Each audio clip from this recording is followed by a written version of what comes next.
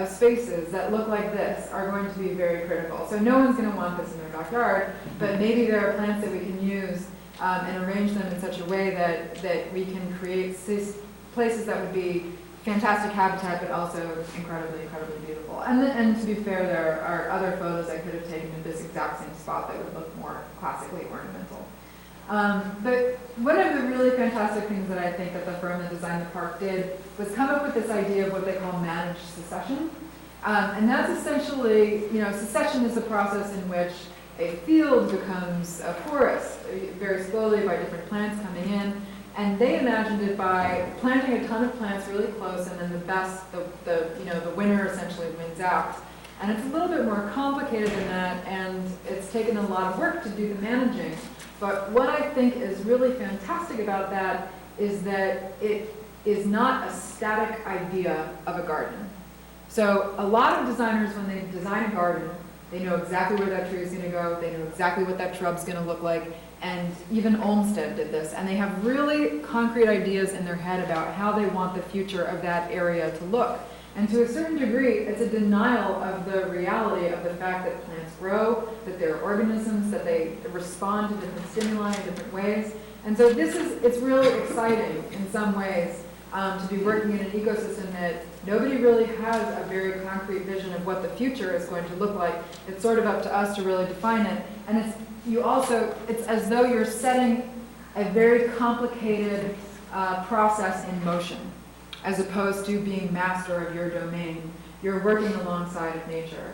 And I mean, this is just a year after this stuff was planted, and these are all oak trees and sassafras and sumacs. And in 5 years, if not 50, it's going to look absolutely nothing like this, and really nobody has any idea of what it's going to look like. So that to me is really fun stuff.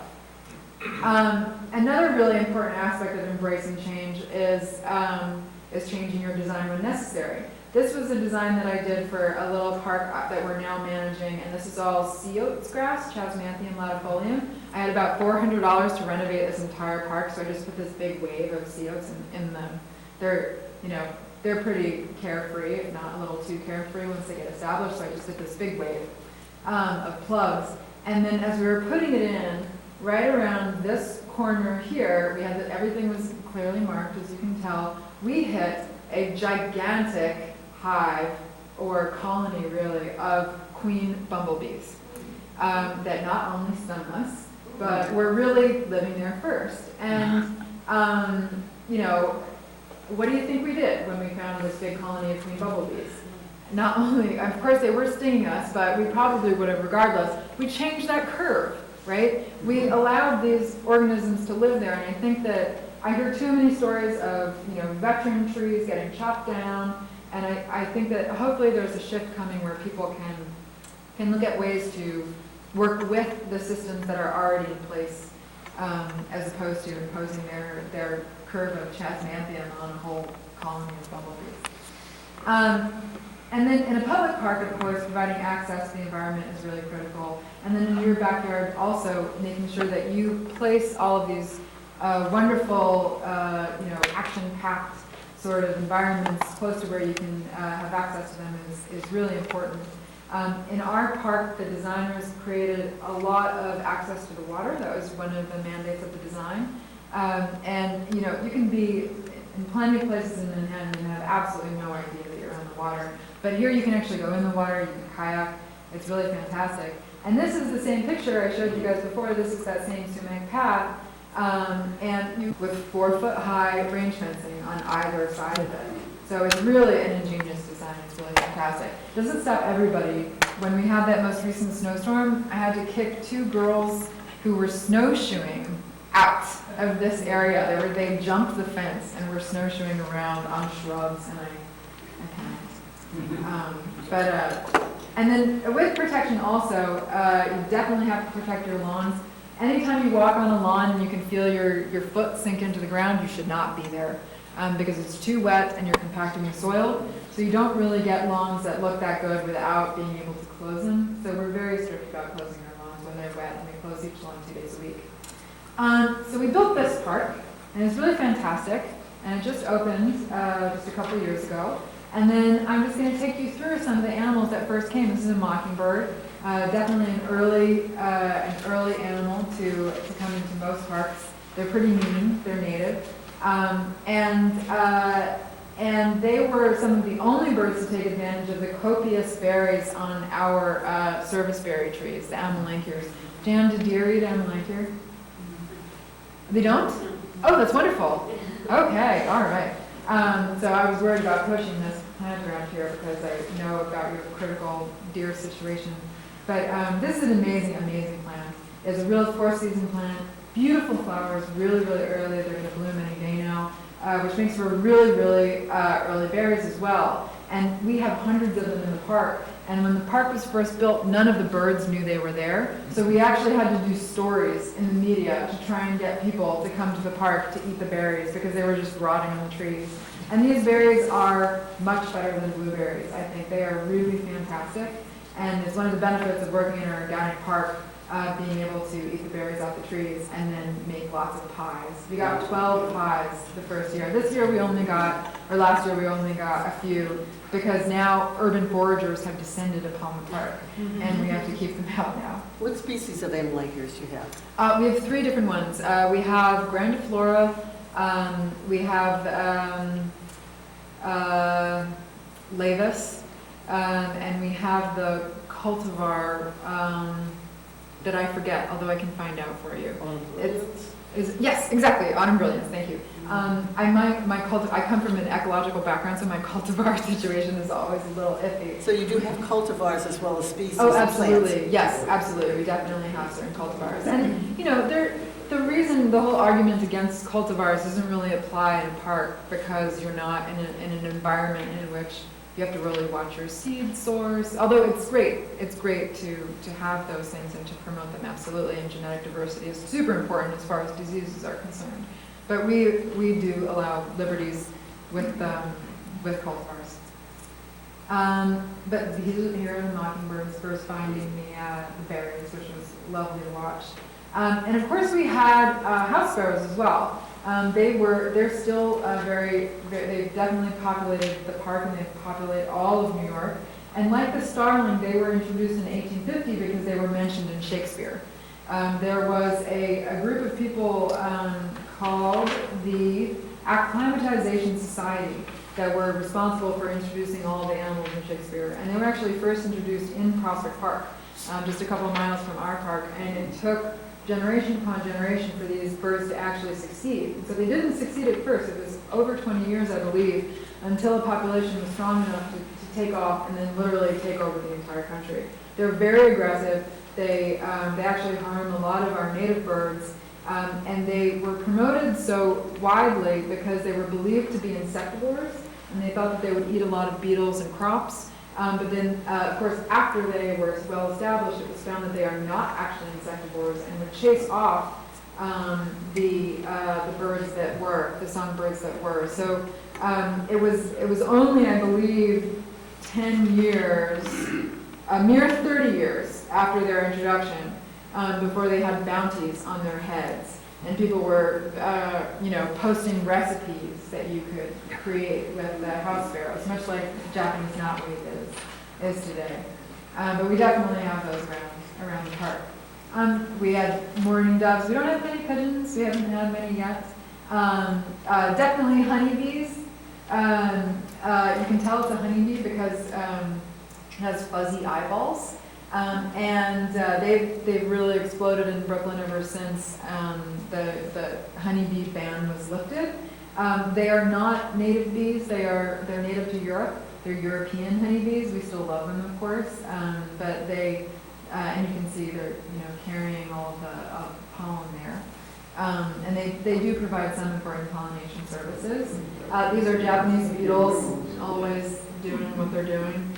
We had them first, interestingly enough, the first year we had them everywhere. And we were very short-staffed, i.e. me, went around pulling them off of plants, and we haven't seen them since. So I think in some cases, when you kind of let nature take its course, a lot of the invasive animals that you wouldn't want just kind of disappear. We found that so far at least. And also, we had koi fish. some, well-intentioned person or careless bird introduced koi fish into our ponds. And that was not ideal because we wanted those ponds to, as closely as possible, function as wetlands in the park. So we can't have green frogs if we have koi fish eating them. We can't have a lot of animals if these koi fish are stirring up the soil, the bottom of the ponds and creating really murky water. So I was really concerned. I didn't know what to do. We were on the verge of creating our own fish emulsion fertilizer when a heron came and took care of everything for us. Ate all of the fish, virtually all of them. It was really fantastic. And then these are also animals that are not at all salt tolerant, we found out as well. So if there were any stray eggs, hopefully they've been taken care of as well. Another animal we had initially was muskrats, which is a native animal and theoretically one of the animals that you would definitely want to attract with this kind of environment. We found out very quickly that they eat all of the plants that we have in the wetland, and they ate all of our iris and many of the rushes, and we weren't so sad when they disappeared last year. They just came by themselves? Yep, they just came by themselves. No idea how they found the park. It's amazing what can find the park. Yeah. And where'd they go? I know, who knows? Who knows? Oh, they... Yeah, nobody took them out, that's for sure. I was nervous to watch it, but yeah, maybe the heron. These are brants. These were definitely unwelcome guests in the park. They typically only spend a couple weeks at the very most in an area before migrating north or south, but because of our luscious organic lawns, they hung out for months. And the first year that we had them, we hired a dog, which is probably pretty easy to do around here, and the dog chased them around and kept them off, but then the next year that dog was otherwise engaged, and so I had gardeners running around with umbrellas, chasing off all the brants all the time, and they still did not listen. It's still pretty difficult to keep them. And this is a fantastic photograph. I love this photograph so much because the woman who took it was actually able to capture it. This is the first mating pair of dragonflies in our wetland. She was an entomologist and she was watching the park, watching the ponds, and keeping an eye out for what came. And so these are the Adam and Eve of the dragonflies in our ponds, these two individuals in the act. And then of course we have barn swallows. They are just lovely. This is a rare photo of them sitting down. And the nice thing about the barn swallows is that they do a lot of their cruising for insects over our lawns. So it's nice to have lawns, a pariah in the ecological landscaping world. It's nice to have lawns functioning as important ecosystem as well. Dark-eyed junco is very common. This is a song sparrow. This is a white-throated sparrow. These are the birds that started coming a little later in the season. This is the one that goes, "Oh dear, Canada, Canada, Canada." And those noises create such a wonderful atmosphere. And so when these animals start finding the park and coming in, it creates an established nature feeling that is just so critical. We also, of course, are on the water. So this is part of our educational program. We do seinings, and we have seahorses, blue crabs, decorator crabs, jellyfish, all these amazing, of course we don't tend these animals, but there's this really fantastic ecology that's happening right off the edge of the park. Then we started to get, last year, we started to get some pretty fancy pants migrating birds slowly found the park. This is a warbler that I cannot identify. This is a tiny yellow warbler. This is a palm warbler that someone was kind enough to identify for me. This is a pine siskin. They're fantastic. They migrate through in fall, and they have this really wonderful way they eat the seeds right off the plants on liatris. You may have seen them on your liatris. They will gauge, I think, the weight of the stem that they're going to land on, and they'll fly straight at it, land on it feet first, and tip the stem over so that they are perfectly weighted to be able to eat the seed. It's this fantastic aerial, calculation that they do, and it's really fun to watch that in the park. Robins soon were following us around and yelling at us like they like to do. And grackles, we have a mated pair of grackles in the park. They're all over Brooklyn, but they were really slow to come into our park. We also had this pair of mallards in the park that were living in our wetlands. And unfortunately, the male has since disappeared and was replaced by a black American duck. And then now the mallard and the black duck are a mated pair, which I think is really appropriate for Brooklyn. This is an immature black-crowned night heron. This is in the salt marsh. We get these really fun birds because we have a salt marsh. And then, of course, red-tailed hawk, the raptors. These are exciting because they are like the tigers of the park. They are the top predators, and they're not going to be there unless there's a healthy, functioning food web for them to prey upon. So the more that we get these top predators, the more excited we are. There's a kestrel. Those guys are just the cutest, just fantastic birds. And so, as you might have gathered, one of the most important things you can do when you're trying to create a landscape like this, or connect further with a landscape like this, is knowing your wildlife. And it's been a really fun experience for me working at the park and being able to do that. Especially once you get into insects. So this is your spicebush swallowtail right there, the one that's living off of our spice bushes. And while I said that birds really choose habitat based on structure, insects, and especially butterflies and moths, are all about plant material. If you do not have the food for them that they need as they're in their larval or caterpillar stage, you're not going to have a thriving population. They will drink the nectar from many plants. That's why you can have butterfly bush. They will pretty much stop and drink the nectar from just about any plant that is suitable, but they are not able to reproduce in your landscape unless you have their host plants. So that's a whole other world of research. It's pretty complicated stuff, but it's getting really popular now to be able to provide habitat for these animals that are in serious decline. So there's thankfully a lot of information available for free on the internet.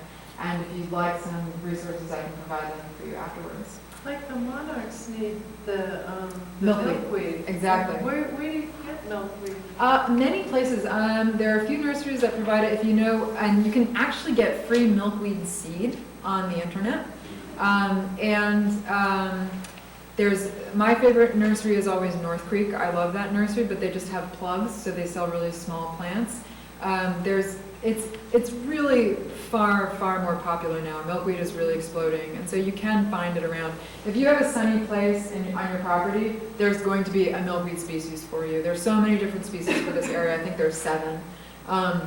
And they're not at Home Depot, that's for sure. Yeah. But if you have a local garden store, they can definitely order them. And there are a lot of independent nurseries that carry this stuff now, for sure. This is a red-spotted purple caterpillar, and it is a bird poop mimic, which is fascinating. I think it's doing a pretty good job there. This is a question mark butterfly on what is a 9-bark shrub. And pay attention to the next few photos, you'll see this 9-bark throughout them. This is how you can tell it's a question mark. It has this little question mark on its wing. Also, this is the same butterfly with wings open on the 9-bark, Physocarpus. And then this is a mourning cloak, also on the 9-bark. And this is the 9-bark.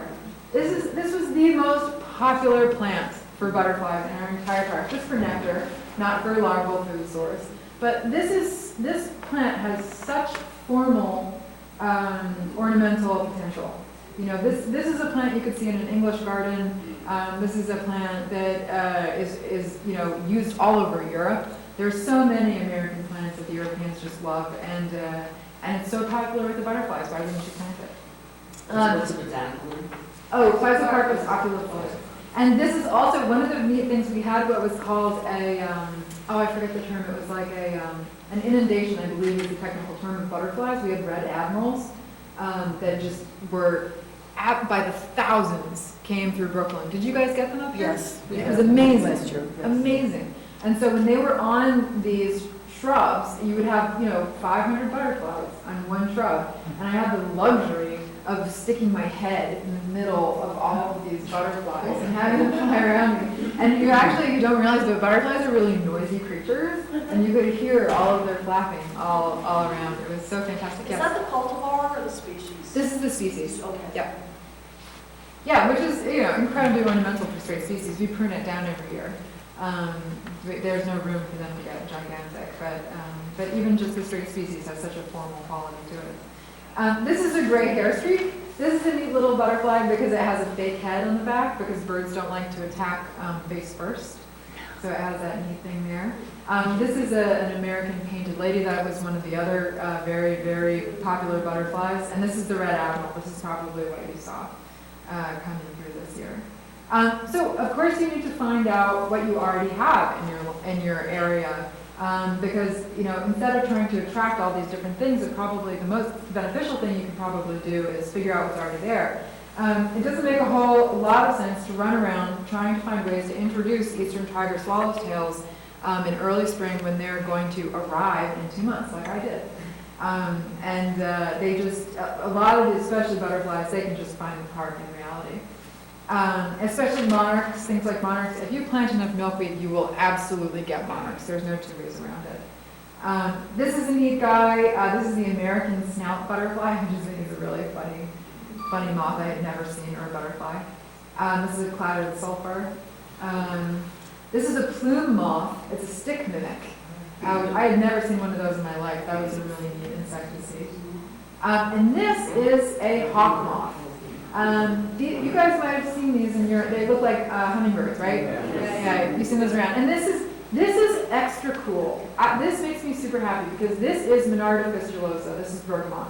And you can see that when the proboscis, the nose of this, or slash mouth of this insect is all the way in that plant, the reproductive organs of the plant, the anther, are going to hit this guy on the head. And that means that this is this plant flower's evolutionary partner. So in order for this flower to reproduce, it needs something that's going to stimulate, these organs. And it's light colored, which means usually light colored flowers are nighttime pollinated. They're easier to see at night. So usually they're intending to attract moths instead of butterflies, whereas the red version of this is actually intending to attract hummingbirds. This is so fantastic to me because this is the ecological goal right here, is seeing these kinds of relationships happening. It's not as exciting as having a bumblebee doing the same thing, which it's great to have bumblebees pollinating your flowers, but this plant is not going to be able to reproduce as a direct result of the pollination by that bumblebee. And a lot of plants, this is the Cardinal Flower, and this is a plant, the red, long, tubular flowers have evolved to be pollinated by hummingbirds, which unfortunately we don't have, although I haven't given up yet. A lot of bees have figured out a workaround where they bite a hole in the flower and suck the nectar. It's called nectar robbing.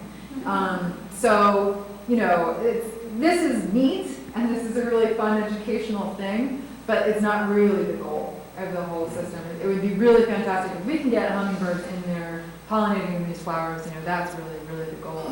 But of course we love the bumblebees. Bumblebees are so wonderful and fantastic, and really important to promote. Bumblebees are because of their life cycle, the queen bees are the only ones that reproduce, or only ones that overwinter.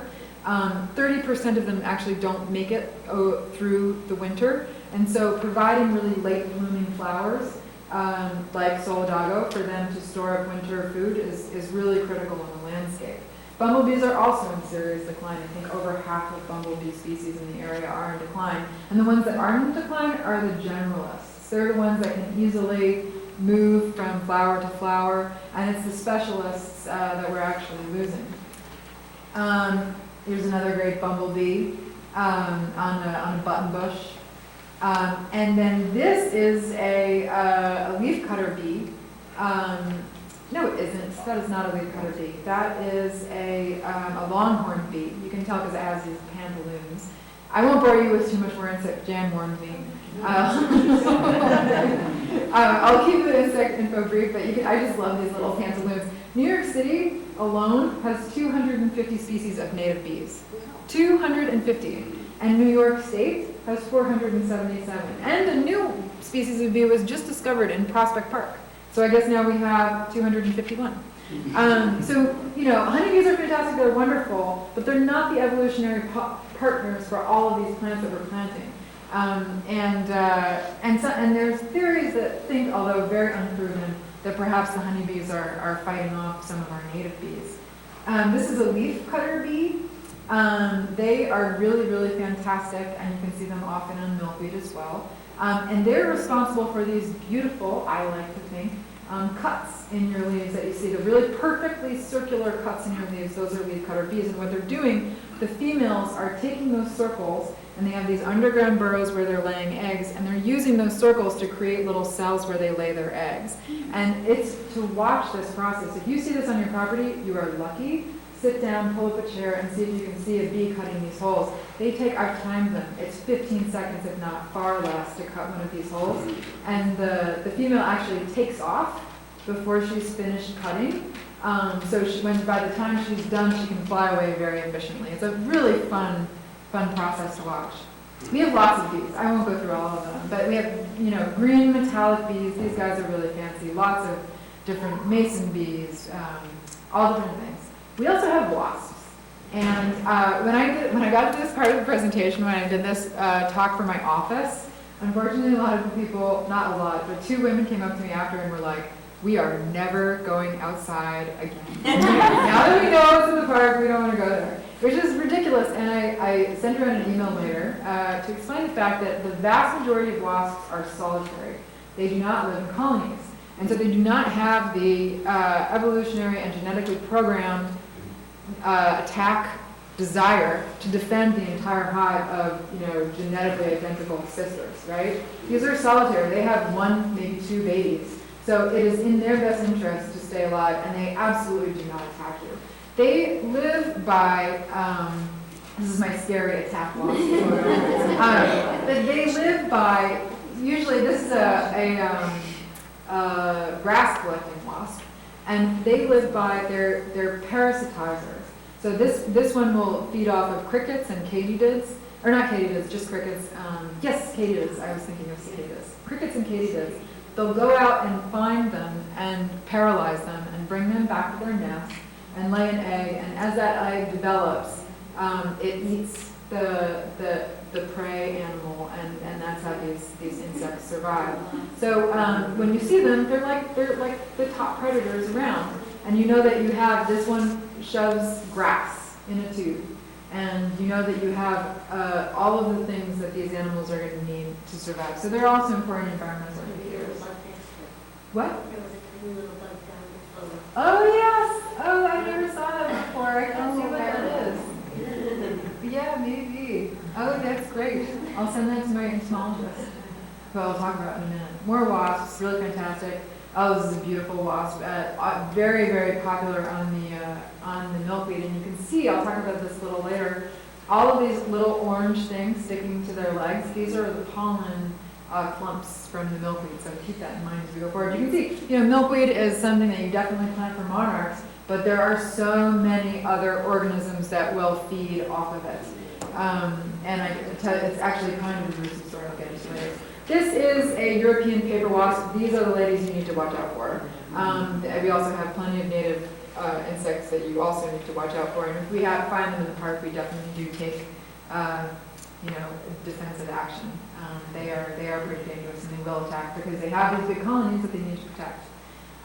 These are these fun mud huts that these wasps create, different wasps, and they're potter wasps, and I think they feed off of beetle larvae, and they'll stick them in that pot and lay an egg, and then eventually emerge.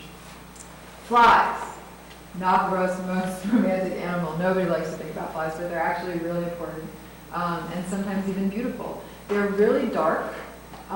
So they emerge earlier in the spring and fly later in the fall than a lot of bees. So they're really important pollinators. And they're important pollinators for a lot of our favorite native plants, at least mine. Most arums are pollinated by flies. Anything that stinks, essentially, is pollinated by a fly. A lot of umbel white flowers are fly pollinated. And they will pollinate when bees will not, on a rainy day, etc. And these guys are my favorite flies. These are flower flies, and they're bee mimics. As you can tell, you may have seen them around. Some people also refer to them as hover flies because they hover at your face.